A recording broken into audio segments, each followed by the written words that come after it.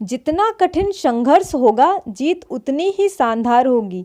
तो इसी के साथ इसी को सोचते हुए बस मेहनत करते रहिए और एक ना एक दिन सफलता आपको मिल ही जाएगी। इसी विचार के साथ मैं प्रिया आप सभी का स्वागत करती हूँ आज की करंट अफेयर की क्लास में। तो वीडियो शुरू करने से पहले से एक लाइक दे दें, शेयर कर दें और चैनल को सब्सक्राइब कर दें।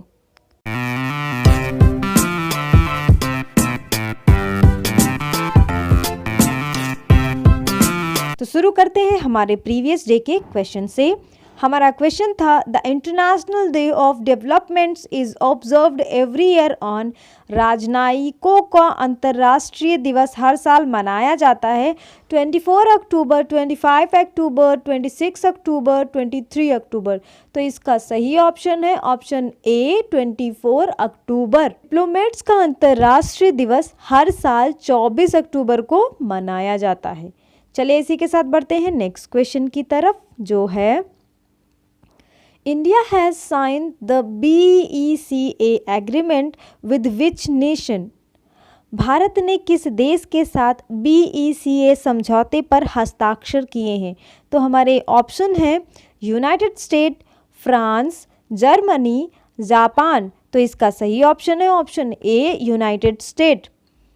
भारत और अमेरिका ने 27 अक्टूबर 2020 को 2+2 मंत्री स्तरीय वार्ता के तीसरे दौर के दौरान BECA समझौते यानी कि basic exchange and corporation agreement for geospatial corporation भूस्थानिक सहयोग के लिए बुनियादी विनिमय और सहयोग समझौते पर हस्ताक्षर किए हैं। चलिए इसी के साथ बढ़ते हैं नेक्स्ट क्वेश्चन की तरफ जो है Which nation has designated 18 individuals as terrorists including Pakistan-based Lashkar-e-Taiba's top commander.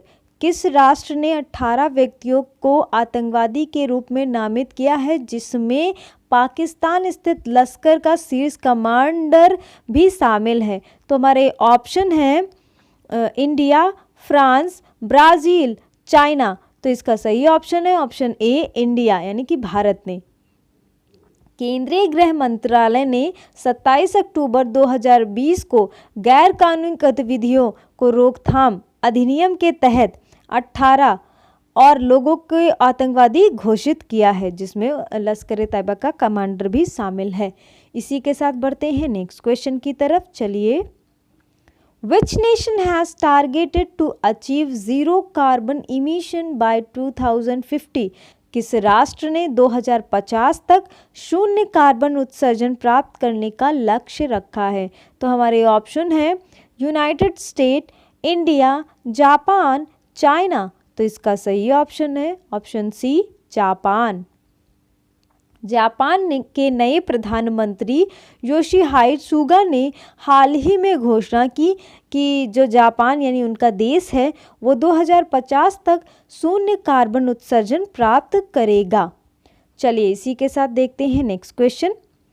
Which nation has stated that it will take necessary measures on US arms sale to Taiwan?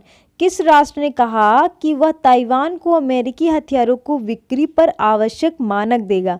तो हमारे ऑप्शन है north Korea, China, Japan, India. तो इसका सही option है option B China या चीन।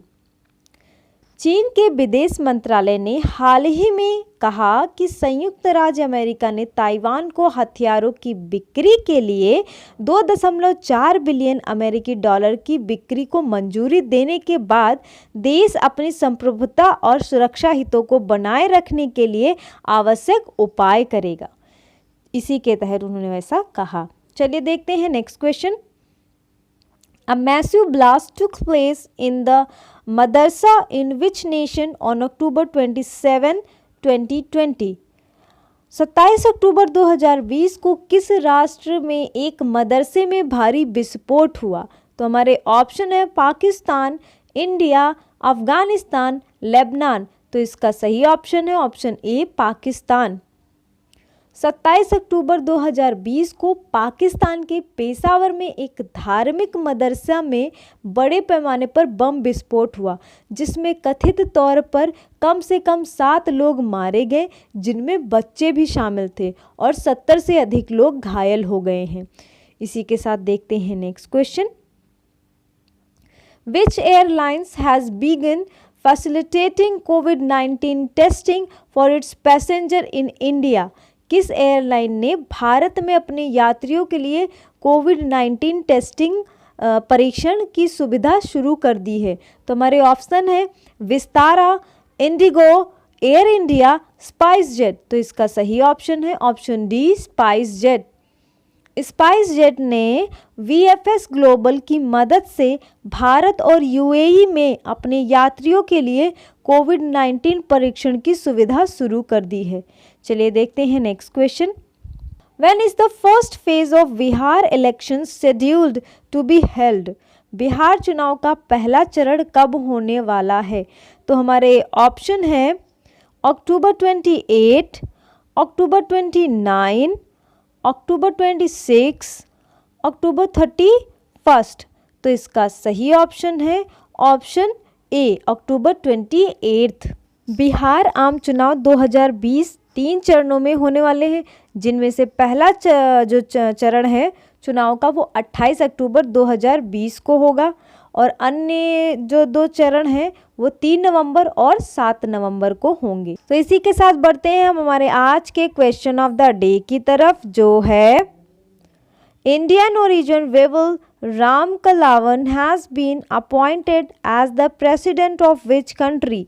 भारतीय मूल के वेवल राम कलावन को किस देश के राष्ट्रपति के रूप में नियुक्त किया गया है? तो हमारे ऑप्शन है श्रीलंका, मॉरिशस, मालदीव, शेल्स। तो इसमें से जो भी ऑप्शन आपको सही लग रहे हैं आप कमेंट बॉक्स में कमेंट करके बता सकते हैं। और जिन्होंने प्रीवियस क्वेश्चन का आंसर सही दिया, congratulation, well done, keep doing. ऐसे ही आंसर देते रहिए और अपना और हमारा मनोबल बढ़ाते रहिए। और अगर आपको ये वीडियो अच्छी लगी तो प्लीज़ इस वीडियो को लाइक कर दें, शेयर कर दें, और जिससे दूसरे लोगों को भी इससे फ़ायदा मिल सके। और अगर चैनल पर पहली बार आए हैं तो चैनल को सब्सक्राइब करते वक्त वो जो घंटी दिख रही है उसे बजाना बिल्कुल भी ना भूलें, ताकि जब भी हम नए वीडियो डालें सबसे पहले आपको पता चल जाए। Thank you.